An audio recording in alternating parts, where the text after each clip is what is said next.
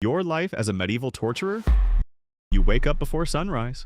The cold stone walls of your home trap the night's chill, and the only sound is the distant crowing of a rooster somewhere beyond the town walls. For a moment, everything feels normal. Then you remember who you are. You are not a farmer preparing to work the fields. You are not a blacksmith shaping iron.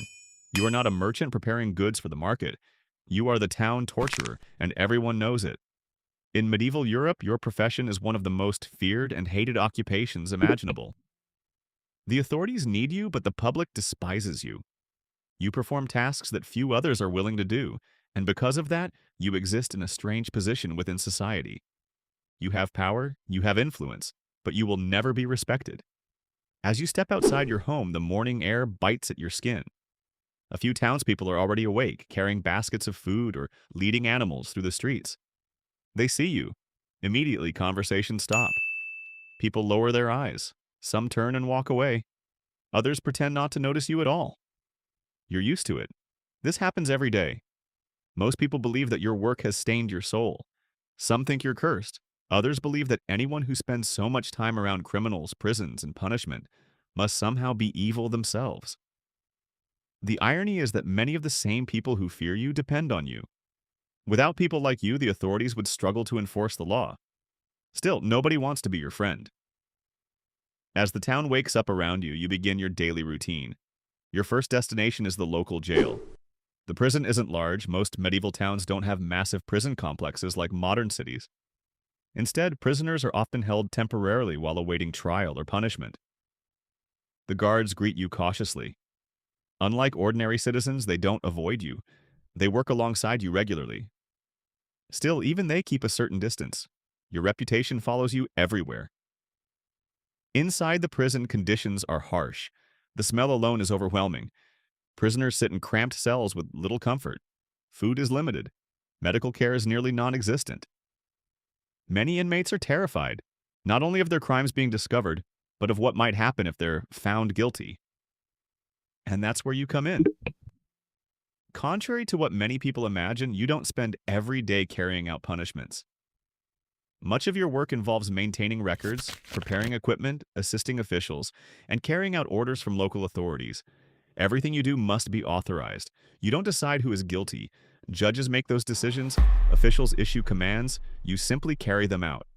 At least that's how society sees it. As the morning progresses, you're called to meet with a local magistrate. A prisoner has been accused of theft. Evidence is limited. Witnesses disagree. The authorities want answers. You receive instructions and prepare for the day's responsibilities. Even though your work is legal under medieval law, many people question whether it is just. Some religious leaders condemn excessive punishment. Others support it as necessary for maintaining order. The debate has existed for centuries. Meanwhile, you're stuck in the middle. You don't create the system. You simply exist within it. By midday, the town is bustling with activity. Merchants advertise goods, farmers sell produce, children run through crowded streets. Yet no matter where you go, people make room for you, not out of respect, out of fear. You stop at a market stall. The merchant reluctantly accepts your coins. The transaction is quick. No small talk, no smiles, no friendly conversation, just business. This isolation affects every part of your life. Finding friends is difficult. Finding a spouse can be nearly impossible. Many families refuse to associate with you. Some believe your profession brings bad luck. Others worry about their reputation. After all, if society fears the torturer, what does it say about someone who willingly spends time with him? As years pass, many people in your profession marry within a small circle of similarly isolated families. Outcasts often have few other options. In a strange way, your occupation becomes your identity. No matter who you are as a person, society only sees your job. As afternoon arrives, you return to your workshop. This is where you spend much of your time. The room contains tools, records, and supplies used for carrying out official duties. Maintaining equipment is essential. Everything must remain functional and organized. Your work requires precision. Mistakes can have serious consequences. Many people imagine medieval life as chaotic and lawless. In reality, authorities often followed detailed procedures. Records were kept. Rules existed. Punishments were documented.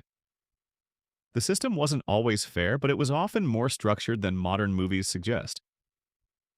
As you organize documents, you think about your position in society. You earn more money than many laborers. You have stable employment. You possess skills that few others have. Yet wealth cannot buy acceptance. You remain an outsider. The church bells ring in the distance. People gather for services. You notice that even in places of worship, some individuals avoid sitting near you. Their judgment follows you everywhere. Children hear stories about your profession. Parents warn them to behave. Your name becomes part of local folklore. Be good, or the torturer will come. Generations grow up fearing you before they have ever met you. As evening approaches, you walk through the town square. The castle towers above the surrounding buildings. Its stone walls symbolize authority, power, and law. The rulers inside depend on people like you, yet they rarely acknowledge your sacrifices. Your role exists in the shadows, necessary, uncomfortable, invisible. Sometimes you wonder what your life would have been like if you had chosen another path. Perhaps you could have become a craftsman, a merchant, a farmer. Maybe people would greet you with smiles instead of nervous glances. Maybe children wouldn't hide behind their parents when you pass. But history rarely gives people perfect choices. Many occupations are inherited. Some individuals enter the profession through family connections. Others accept the position because stable work is difficult to find. Once you're inside the system, leaving can be nearly impossible. Your reputation follows you wherever you go. Night begins to fall. Torches illuminate the streets. The market closes. Citizens return home. You walk alone. For most people, the end of the day means spending time with friends and family. For you, it often means solitude. The silence gives you time to think. History will remember kings. History will remember generals. History will remember famous knights and legendary warriors. But people like you'll become a footnote, a shadow lurking in the background of medieval society. Most future generations won't know your name. They'll only know your profession, and they'll judge you accordingly. As the centuries pass, attitudes toward punishment begin to change. New ideas emerge. Philosophers question old practices. Legal systems evolve.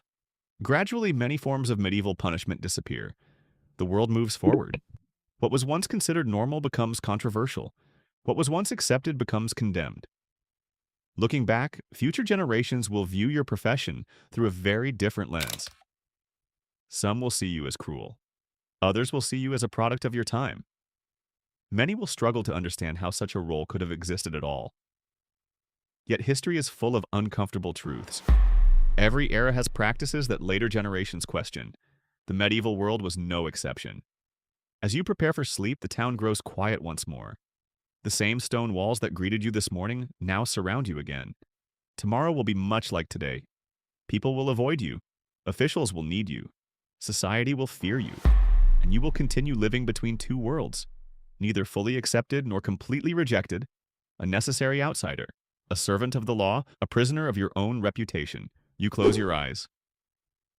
Outside, the wind blows across the rooftops of the sleeping town. For one brief moment, nobody is staring. Nobody is whispering. Nobody is judging. The fear is gone. The isolation is gone. The burden is gone. Until sunrise, because when morning comes, everyone will remember exactly who you are. You are the medieval torturer. And no matter how hard you try, that's the one thing the world will never let you forget.